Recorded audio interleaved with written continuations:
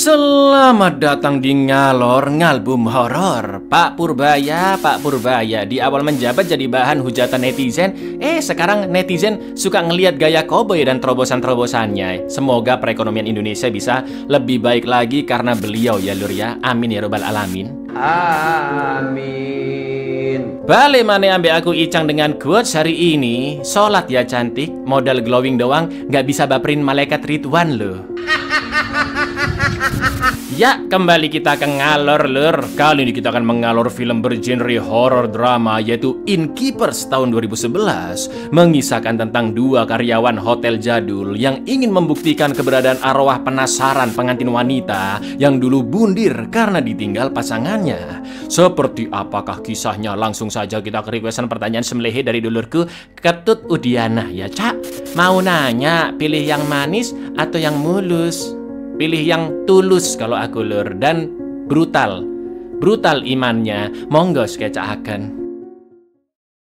Film dimulai dengan bagian pertama berjudul Akhir Minggu yang Panjang. Setting film ini berada di Hotel Yankee Pedlar, sebuah hotel jadul di kota Torrington, negara bagian Connecticut, Amerika, yang telah berdiri sejak tahun 1891 lur. Namun sayangnya karena kekurangan pengunjung, hotel itu telah bangkrut dan akan tutup seminggu lagi. Bahkan di hari itu hanya ada satu kamar yang terisi, yaitu nomor 225, dan hanya tersisa 2 orang karyawan yang bekerja. Mereka adalah Claire, seorang mahasiswa DO yang memiliki penyakit asma, dan juga Luke yang mengurus website hotel tentang berbagai lokasi horor dan peristiwa supranatural yang terjadi di hotel itu. Karena Luke memang suka hal-hal berbau horor dan sekalian untuk menarik pengunjung ke sana. Coba kalau di Indo hotel angker jarang ada yang mau datang kan lur. Kalau di Amerika malah dicari buat sensasi. Lalu pagi itu Luke menunjukkan Claire video horor yang baru dia dapatkan dari forum supranatural. I was trolling around. I came across something.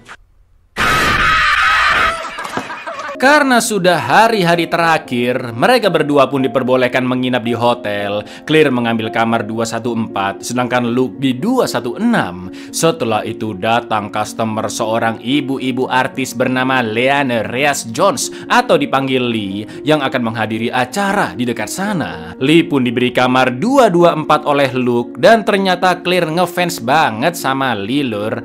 Lalu ketika melihat postingan di websitenya Luke yang butuh fenomena horor baru, Claire pun yakin mereka akan melihat penampakan karena sekarang kondisi hotel benar-benar sepi dan biasanya hantu akan muncul di kondisi seperti itu. Tak lama kemudian Lee menelpon untuk meminta handuk dan Claire yang akan mengantar ke kamarnya. Luke juga mengatakan jika tamu kamar 225 sikapnya agak jutek, yaitu seorang wanita sebut saja Tukiem yang datang bersama anaknya karena habis berantem dengan suaminya dan mereka nginep sampai hari Minggu. Ooh, the lady with the... She had a huge fight with her husband and I have your towels. Your lamb and hand me one of those. Come on, you'll hurt an old lady's feelings. Thanks, miss. I work at the front desk. If there's anything else that you need, just let me know. I'm a really big fan of yours. Like Mother Like Son is one of my all-time... I'm just kind of like... The towels? Of course. Claire pun merasa sedih karena pertemuannya dengan Lee terasa sangat awkward. Apalagi Lee juga terkesan meremehkan Claire yang berprofesi sebagai karyawan hotel. Lalu di malam hari karena waktu shiftnya sudah habis, Luke pun tidur ke kamar 216, sedangkan Claire gantian jaga resepsionis sambil iseng ngecek-ngecek websitenya Luke.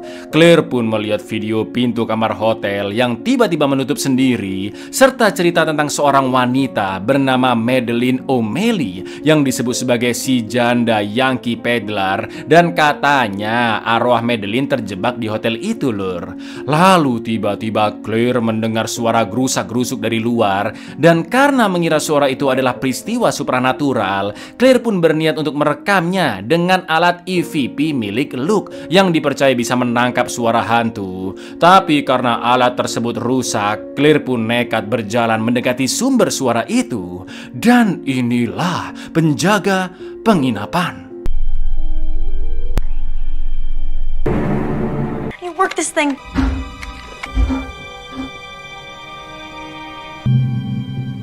I don't want to scare you, but I'm standing right behind. Sorry.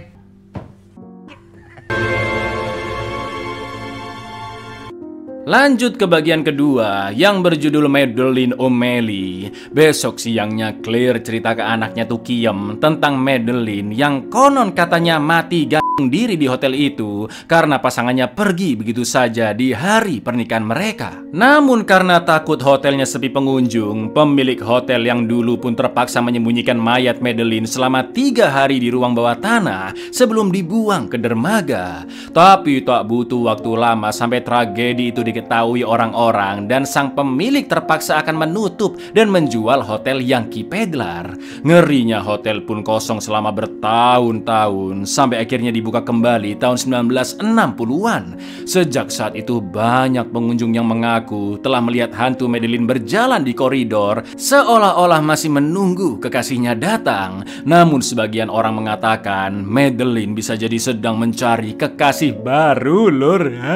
Setelah itu Tukiem pun datang dan si bocil ngaku-ngaku jika Claire menakut-nakutinya dengan mengatakan hantu Madeleine akan mendatanginya. Padahal Claire cuma cerita doang ya kan, dan dia pun jadi kena semprot sama Tukiem. Do you know the story of Madeline after her fiance stood her up? They were outraged.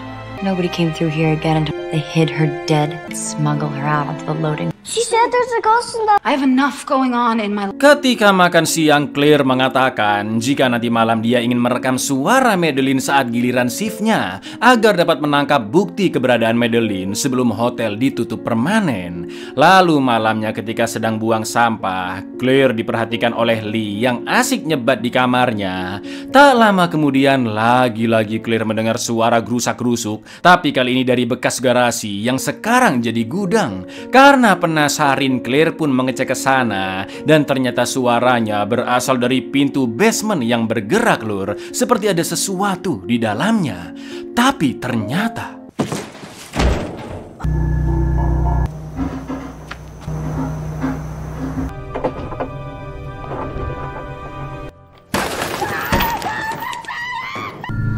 How'd you get in there, bird? ternyata cuma manuk.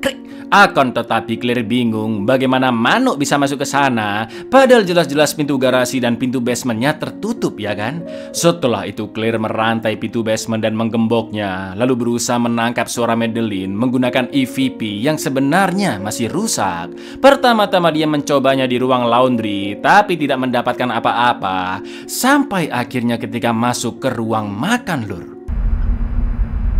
Luke, I'm skipping this. Madeline, if you can hear me, please give me.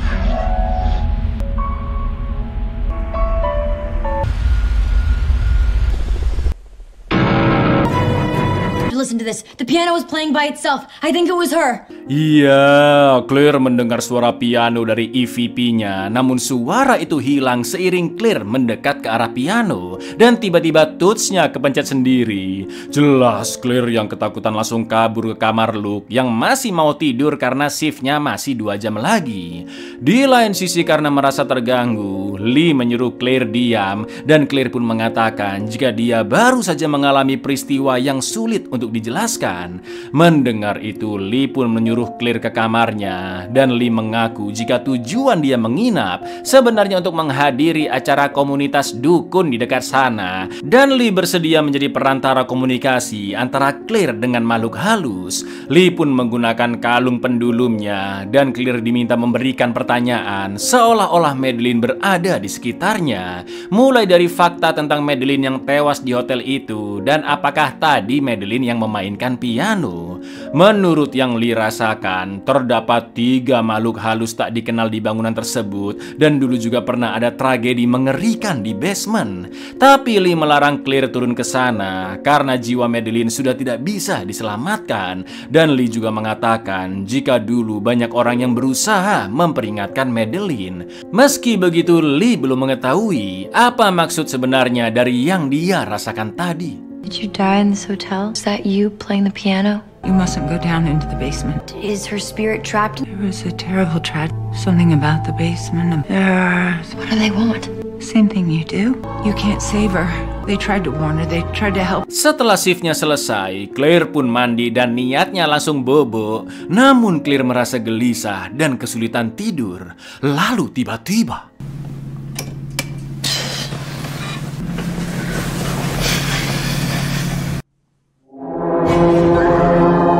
That's it. I've had enough. We're going back to your dad. Film pun masuk ke bagian ketiga yang berjudul Tamu Terakhir. Ternyata penampakan tadi hanyalah mimpi dan Claire buru-buru turun ke meja resepsionis karena kesiangan. Tapi malah papasan dengan Tukiem serta anaknya yang langsung check out karena kecewa dengan pelayanan Claire dan Luke. Luke pun berusaha menenangkan Claire yang masih merasa panik, dan setelah mendengar rekaman EVP, Luke masih belum yakin apakah itu benar-benar Madeline. Dia juga tidak percaya dengan kemampuan Lee setelah Claire menjelaskan tentang kejadian semalam. Karena menurut Luke, Lee adalah seorang artis yang memang jago acting dan mungkin dia sengaja mempermainkan Claire. Setelah itu datang seorang mbah-mbah, sebut saja Tukiman, yang memaksa ingin menginap di kamar 353 karena dulu dia menghabiskan malam pengantinnya di kamar tersebut. Akhirnya kunci pun tetap dikasih meski Luke dan Claire sudah menjelaskan jika minggu depan hotel sudah tutup permanen. Semua furniture di kamar lantai 3 sudah dikosongkan dan hanya tersisa kasur. Sungguh scene yang sangat menyayat hati, Lur, karena Tukiman kesana semata-mata untuk mengenang masa lalunya bersama sang istri. It's interesting. It feels like you never left. I spent my honeymoon with some special memories. Like we said, the rooms have all been cleaned. For you, the owner was too cheap. Thank you so much. Okay, well, let's stay. Di malam harinya, Luke mengolok-olok Lee yang baru pulang dari acara dukunnya karena dia tidak percaya dengan kekuatan supranatural Lee. Mentang-mentang hotel udah mau tutup, Lur, jadi seenaknya si Luke kacrut ini, ya kan? Setelah itu Claire dan Luke bekerja sama untuk menangkap suara Madeline. Kali ini Luke memakai headset EVP-nya, di mana lagi-lagi terdengar suara piano yang akhirnya Luke pun berjalan mendekati piano tersebut. Dan Was that the piano? Was it playing by itself? It must be the... ternyata Claire cuma ngeprank dong, blok. Lalu mereka pun lanjut ngobrol ngalor ngidul sambil agak kobam karena terus minum Hammer. Setelah itu mereka nekat turun ke basement yang lampunya sudah rusak untuk mencari Madeline. Claire membawa senter sedangkan Luke memakai EVP. Suasana di dalam sana benar-benar sunyi dan gelap, Lur. Namun Luke sempat mendengar suara kresek-kresek dari EVP dan Claire yakin jika itu adalah tanda kehadiran Madeline. Mereka berdua terus menyusuri basement dan sampai ke tempat yang menurut Claire adalah lokasi jenazah Madeline sempat disimpan selama 3 hari. Claire pun mencoba berkomunikasi dengan arwah Madeline agar menunjukkan kehadirannya di sekitar mereka. Perlahan-lahan penunjuk di EVP pun mulai bergejolak dan Claire bertanya mengapa roh Madeline terjebak di hotel seakan-akan masih belum tenang. Tiba-tiba terdengar suara bisik-bisik dan Claire pun terkejut karena melihat sosok Madeline berada tepat di belakang Luke. Lalu yang terjadi, Lur, We wish to speak to the spirit. If you are here with us, why do you stay here, Madeline? Why does your spirit never rest? Did you feel that? It's her. Wait, no. Do you hear the whispering? Madeline? Luke pun langsung kabur ketakutan dan akhirnya mengaku jika sebenarnya dia belum pernah melihat ataupun merasakan hal-hal gaib di hotel tersebut. Video-video dan foto-foto yang selama ini dia masukkan ke website hanyalah akal-akalannya saja agar orang-orang percaya hotel itu angker. Saking takutnya Luke pun pergi begitu saja dan tidak mau mencari arwah lagi bersama Claire. Sementara itu Claire yang bingung harus berbuat apa, akhirnya membangunkan Lee di kamarnya untuk meminta bantuan. Akan tetapi Lee menolak karena tadi Luke mengolok-oloknya. Claire pun langsung meminta maaf atas sikap temannya dan menjelaskan jika dia butuh bantuan Lee karena Madeline telah menunjukkan kehadirannya. Pada akhirnya Lee pun mau menolong. Lalu dia OTW ke basement sambil membawa pendulumnya. Dan Madeline made contact with me, and I don't know what else to do.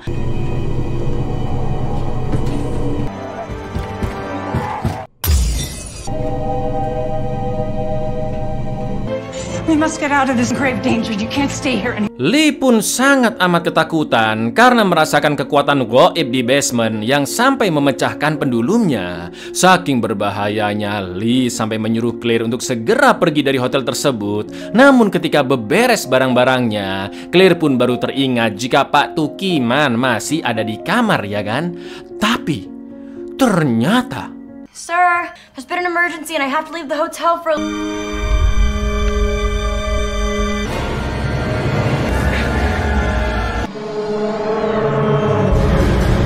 What? Yeah, that it's not safe to be here anymore and that we need to leave. Mirisnya Tukiman telah bundir di bathtub yang sudah penuh dengan darahnya untuk menyusul sang mendiang istri. Lalu Claire juga melihat arwah Madeline yang ternyata dulu juga gantung diri di kamar tersebut. Sontak Claire pun kabur ke bawah dan bertemu Luke yang meminta maaf atas sikapnya tadi. Claire pun langsung menjelaskan semuanya, termasuk peringatan dari Lee jika hotel itu berbahaya dan mereka harus segera pergi dari sana. Setelah Claire ditenangkan, Luke pun OTW ke kamar Lee untuk menjemputnya. Akan tetapi Claire kembali mendengar suara-suara aneh yang berasal dari basement, dan karena mengira itu adalah Lee, Claire pun nekat masuk ke dalam sana lur. Sampai akhirnya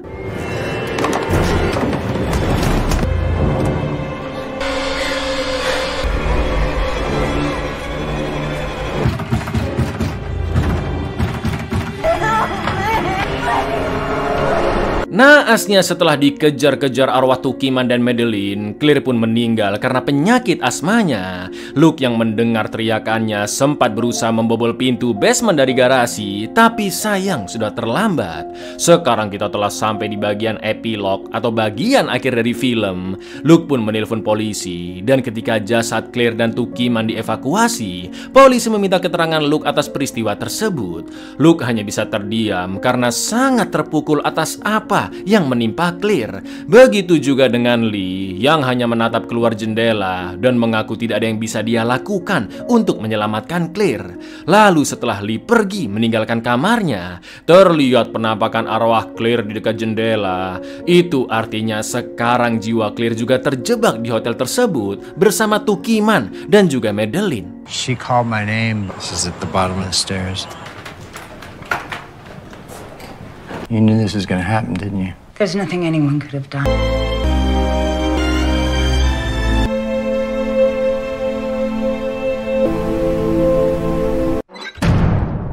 Buyar, coba kalian sebutin hotel-hotel angker di Indonesia yang kalian tahu lur ya. Kayaknya kalau album film ada segmen nyeritain kisah-kisah horor atau kisah-kisah misteri-misteri pembunuhan di Indo dan di dunia, seru juga kali ya. Gimana menurut kalian? Komen-komen di bawah. Assalamualaikum.